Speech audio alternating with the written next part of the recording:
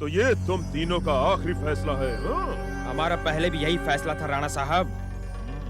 राणा साहब, आपके कहने से हम चोरी, लूटमारी, सेंधमारी, हत्या जैसा हर पाप करते हैं, लेकिन संतोषी माता के मंदिर को लूटने की बात हम सोच भी नहीं सकते। ऐसा घोर पाप करके हम अपना परलोक बिगाड़ना नहीं चाहते। तो ये पत्थर की मूर्ति तुम तीनों का परलोक बिगाड़ देगी, हाँ? ऐसी मूर्खतापूर्ण बातें मत करो। संतोषी माता के मंदिर का खजाना यदि हम लूट लेंगे तो हमारी 7 पुश्तें राजा महाराजाओं की तरह राज करेंगी, राज। हमें ऐसा कोई राजपाट नहीं चाहिए राणा साहब। तुम मेरे टुकड़ों पर पलते हो और मुझे जवाब देने की भूल कर रहे हो तुम। राणा साहब, आप हमारे प्राण ले लीजिए, हम उफ न करेंगे, लेकिन संतोषी माता के मंदिर को लूटने का हुक्म न दीजिए। संतोषी माता की महिमा चमत्कारी है और आप भी ऐसा घोर पाप करने का विचार त्याग दें, नहीं तो माता संतोषी का क्रोध हम सबको संकट के भयानक नरक में धकेल देगा।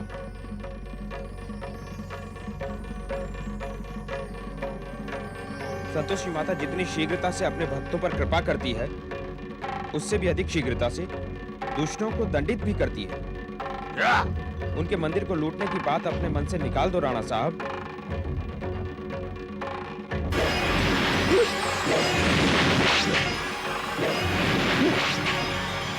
राणा साहब, मैं सोचता हूँ कि आखिर मंदिर लूटने में बुराई क्या है? अगर ये पत्थर की मूर्ति हमें नरक जैसे संकट में धकेल सकती है, तो उसने हमें उस समय क्यों नहीं उभारा जब हम नरक जैसी जिंदगी बिता रहे थे? अगर आप नहीं होते तो हम लोग कब के भूख और प्यास से तड़प कर मर चुके होते।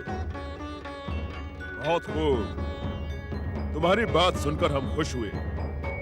हमारे साथ काम करने वाले आदमियों के सामने केवल 2 रास्ते होते हैं, या तो जिंदा रहकर हमारे साथ काम करें या फिर।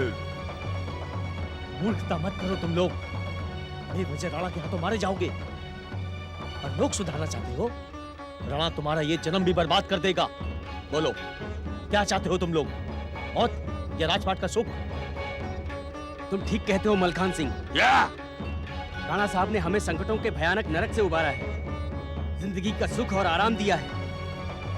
अब हम किसी नरक से नहीं डरते, हम मंदिर जरूर लूटेंगे। जो सबकी राय है राणा साहब, वो मेरी भी। अब हम मंदिर जरूर लूटेंगे। आज दीपावली की रात है, सभी गांव वाले मंदिर में उत्सव मनाकर गहरी नींद में सो रहे होंगे। संतोषी माता का मंदिर हम अभी लूटने चलते हैं। भोलानाथ, तुमने दीपावली के वार्षिक उत्सव के सफलता का श्रेय लूट लिया आज। सब संतोषी माता की कृपा है बाबा। सुनीति बेटी, जी पिताजी। आज मैं बहुत थक गया हूँ। जाकर मेरी जाप की माला तो ले आओ। मैं माता का जाप करूंगा और सो जाऊंगा। जाओ। जी पिताजी।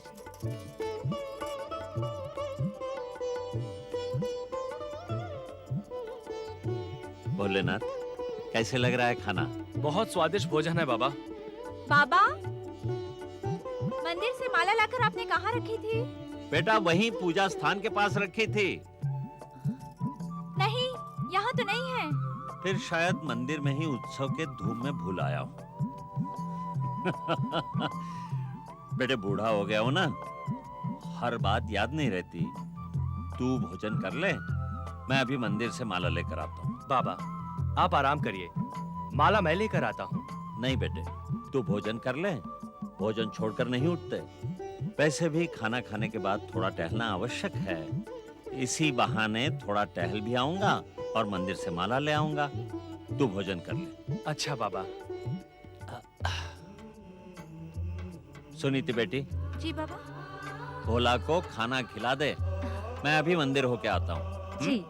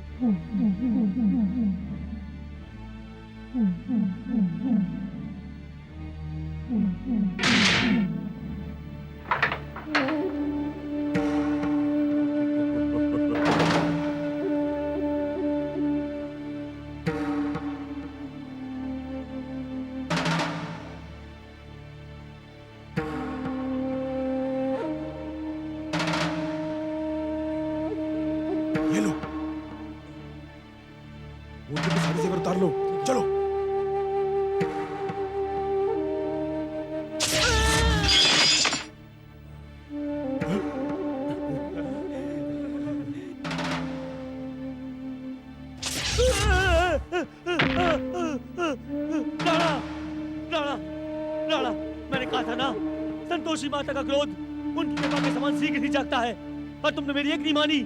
अरे मूर्ख, तू इस पत्थर की मूर्ति से डर रहा है, हैं? देख, मैं इस कंठहार को कैसे नोच लेता हूँ। हट! पापी, शर्म नहीं आती तुम्हें? माता का मंदिर लूटने आए हो, अधर्मी हो, माता के गहने लूट रहे हो। शर्म नहीं आती तुम लोगों को? चोर चोर चोर!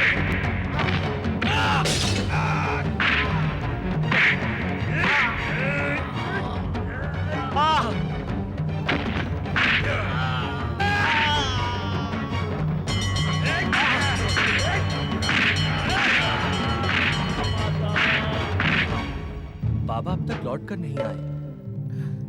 बाबा का क्या है, वो मंदिर में ही बैठकर माला जपने लगे होंगे। पर मुझे तो हवेली लौट कर जाना है। अच्छा चलो, हम देख कर आते हैं। चलिए। बाबा!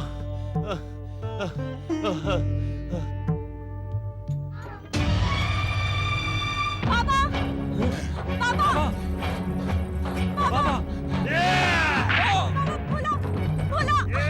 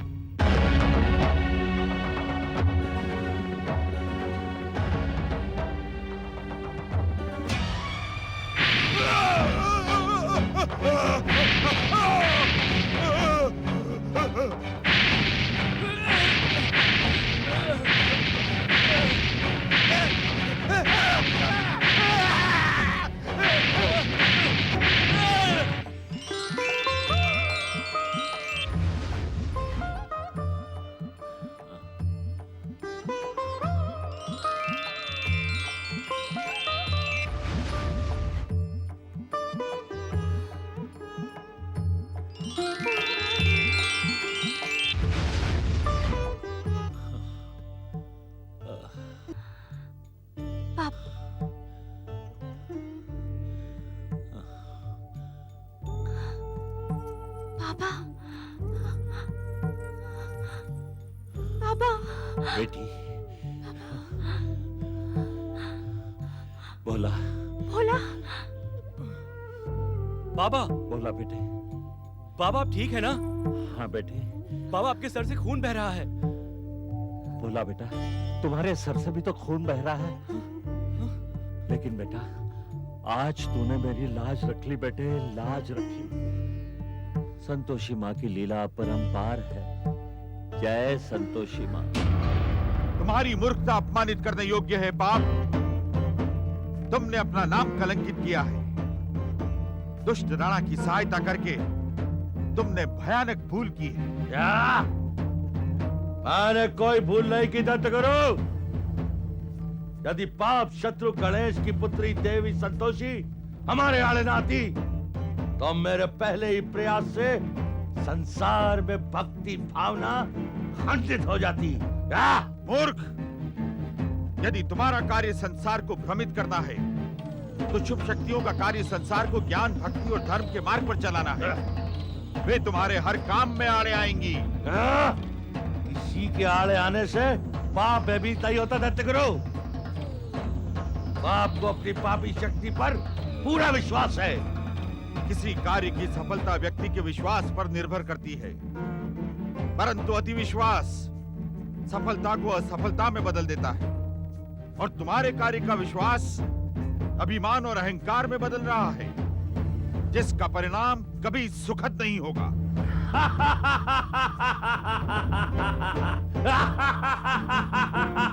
विश्वास नहीं होता। आप महान दैत्य जाति के गुरु हैं। आप जानते नहीं दत्त गुरु, कि हर परिणाम को सुखद बनाने की विध्वंसक शक्ति पाप के भीतर समाई है।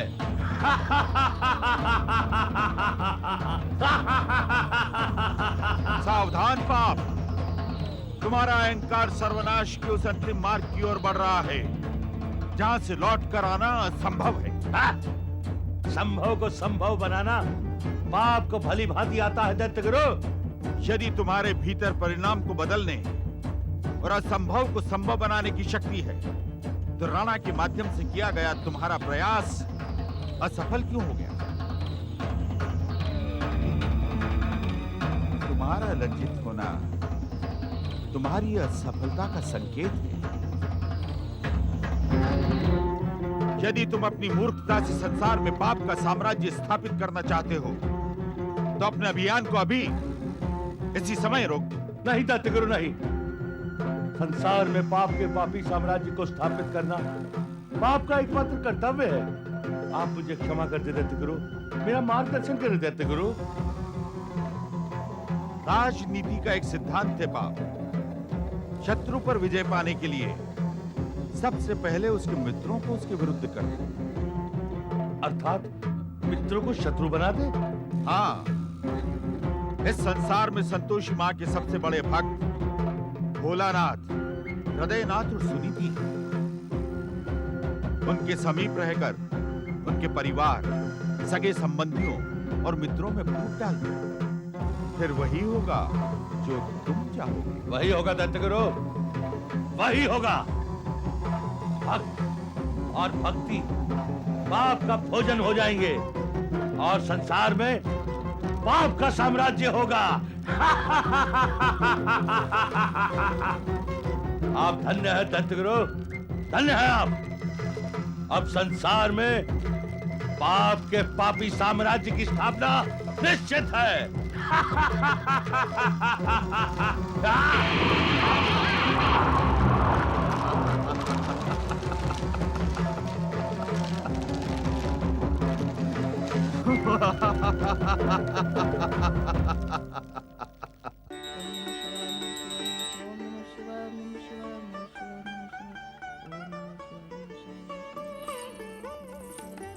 रम्मा बेटी, वैकुंठ ने खाना खा लिया?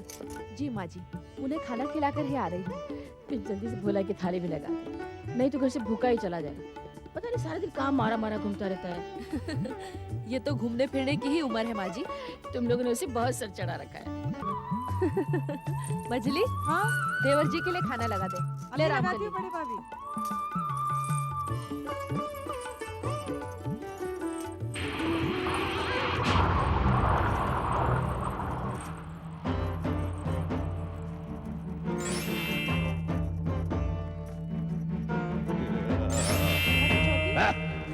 क्या सोच रही है? चल जल्दी से देवर जी के लिए खाना लगा। रामकली, तुझे अकल है कि नहीं? झूठे बर्तन तू रसोई में धो रही है। चल बाहर निकल, बाहर निकल। दिन के बर्तन तो मैं रोज यहीं धोती हूँ भाभी जी। आज से तू ऐसा नहीं करेगी। बहुत जबान चलने लगी है तेरी। चल निकल, मैंने कहा ना निकल। इतने साल हो गए हवेली की सेवा करते करते, आज तक मुझसे ऐसी बात नहीं की किसी ने। रामकली, तुमसे जितना कहा जाए उतना करो। रसोई में बर्तन धोना अच्छी बात नहीं होती। चल बाहर जा। अरे चल उठा।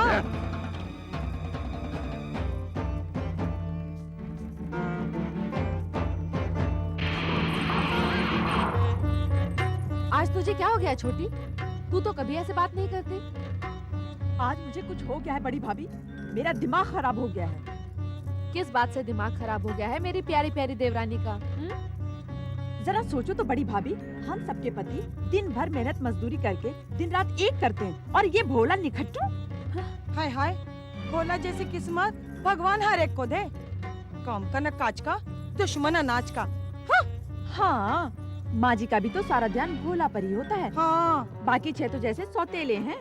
भाभी, भोला गबरू जवान हो गया है, क्या उसका फर्ज नहीं बनता कि भाइयों के साथ भी काम काज करे? हाँ, फर्ज तो बनता है छोटी, मैं उसे समझा दूंगी। मछली, जा तू खाना लगा। अच्छा, समझाने से समझने वाला नहीं है। भोला जैसा जिद्दी, निखट्टू, मक्कार, कामचोर मैंने कोई दूसरा नहीं देखा। पर हम उसे समझा ही तो सकते हैं छोटी। हम उसे सबक भी तो सिखा सकते हैं ना बड़े भाभी। सबक? हाँ, कैसा सबक मछली? मतलब मुफ्त के मालपुए और रोटियां तोड़ तोड़ कर कामचोर और निकम्मा बन गया है। आज से हम उसे मुफ्त की रोटियां तोड़ने नहीं देंगे। मतलब तुम उसे खाना नहीं दोगी? बड़ी भाभी, हम खाना तो उसे जरूर देंगे, लेकिन वो खाना उसके लिए एक सबक होगा। वो खाना देखकर भाइयों के पीछे काम के लिए भागेगा। मुझे तो कुछ समझ नहीं आया। लो मंजरी भाभी, मैं समझाती हूँ। ये देखो,